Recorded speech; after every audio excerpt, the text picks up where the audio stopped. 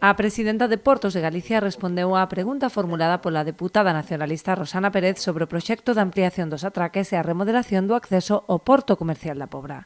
Susana Lenguas explicou que está en execución o contrato para a redacción do proxecto, que prevé dúas intervencións de forma conxunta.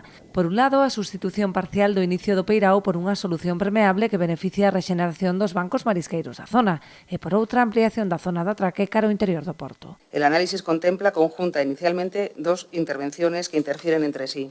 Por una parte, la sustitución parcial del inicio del muelle por una solución permeable que beneficie la posible regeneración de los bancos próximos y para esto se estudian diferentes soluciones constructivas y por otra la ampliación del atraque comercial hacia el interior del puerto. O investimento necesario para a execución das dúas actuacións oscilaría entre os 7 e 10 millóns de euros.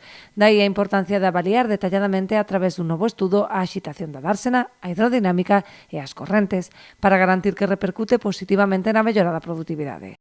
Esta actuación debe evaluarse detalladamente desde el punto de vista de la agitación de la dársena, de la hidrodinámica y de las corrientes y repercusiones sobre los bancos marisqueros y tener certeza de que la inversión repercute realmente en la mejoría de los bancos, porque existen estudios de años anteriores que no aportan garantías sobre la solución. Insistimos en volver a analizarlo en aras de que el proyecto consiga el objetivo marcado, ya que muy seguramente hablaremos de inversiones entre 7 y 10 millones de euros.